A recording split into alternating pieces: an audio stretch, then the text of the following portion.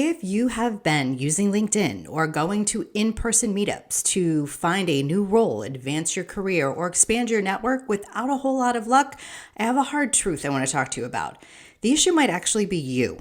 So today I want to talk to you about how to connect and grow a community rather than merely networking. If you're new to my channel, welcome. Hi, my name's Kristen. I'm a former attorney, tech exec, and 25-year veteran hiring manager turned executive career coach. I help mid to senior level corporate women get promoted and transition into work they love. And usually that involves networking. So let's talk about the reality of today's situation. Corporate America is having a moment, and it's not a very good one. We lost about 230,000 tech jobs in 2023 and about an additional 140,000 tech jobs in 2024. So even people who have a new role might have had to settle for something that they didn't like. Those who've had to remain in their jobs might feel overburdened, burnt out, and just frustrated with their own lack of mobility. All that to say, if you don't hear back from people, please don't take it personally. When I relaunched my business in 2023, I reached out to 3 what I thought were close friends and former colleagues. None of them got back to me. What I later learned is that 2 of them had been fired, one very publicly, and another one had a business that was failing. People are not just facing stress and anxiety in the workplace, but in their personal lives as well. Over the last few years, I've had former colleagues face illness, get divorced, teenagers, aging parents, you name it. So if you don't hear anything when reaching out to former colleagues or even people you've met recently, don't take it personally. It's obviously important to send a follow-up note, but after that, it's time to move on. And when their world is more settled, they'll get back to you. All right, tip number 2, this needs to be reciprocal and not transactional. This is a mistake I see a lot of people make, where they reach out and they need something and they don't hear back and then they take it personally. So we have 1 and 2 combined. What we're doing when we are networking is we are curating a community. We are making connections that are mutually reciprocal.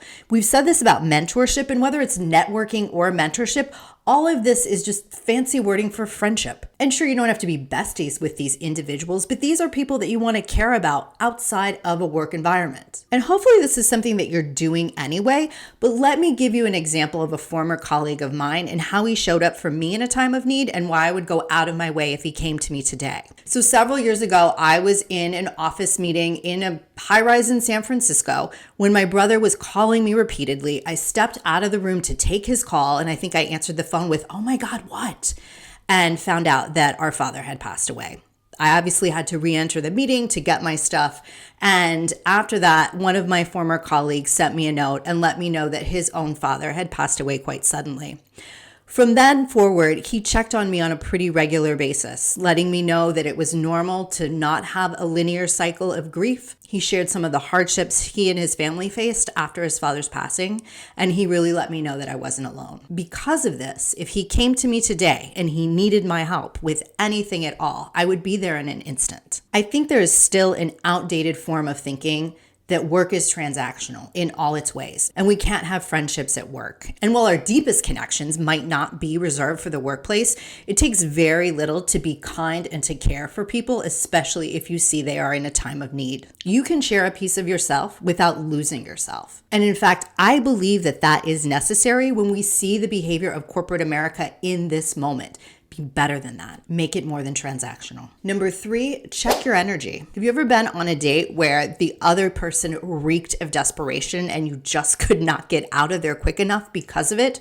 Or conversely, have you ever been in a meeting or maybe even on a date where the other person talked at you instead of with you, sharing all of their experiences and interests without letting you get in a word edgewise? Yeah, don't be that person. Now, I understand if you've been out of work or there's been a lack of mobility in your career that you might show up at a meeting frustrated. Do your best to be optimistic and bring your highest energy into the space. Sure, it's been a tough market, but what's been the silver lining? Are you closer with your team? Did the absence of work provide you additional time that you've gotten to spend with your children or your family?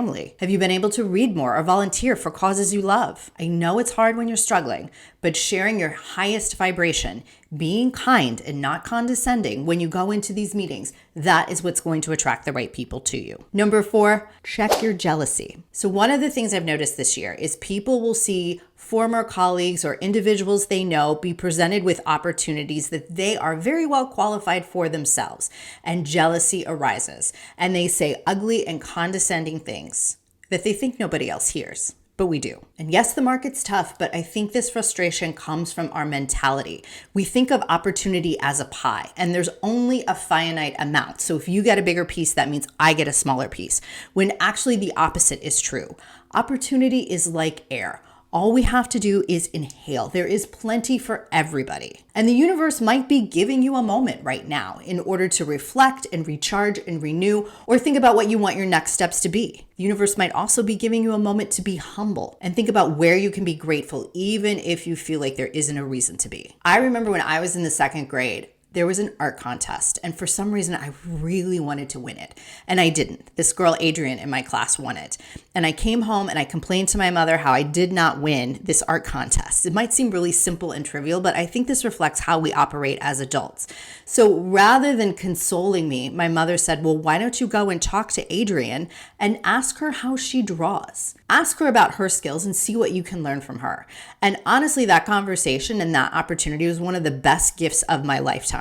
Celebrating other people's joy, uplifting them in their time of happiness, is going to allow that same energy to come back to us tenfold. And in addition to congratulating the other person, asking them, how did you earn that opportunity? I do feel jealous of you. How did you do that? That can go a long way to foster transparency and open up a new world to you. Shift your thinking. We feel small when we think there is not enough, when actually there is plenty. And finally, my bonus tip, please be nice to your interns and your student employees. So one of my first jobs out of college was to run an internship program for one of the US senators that I worked for.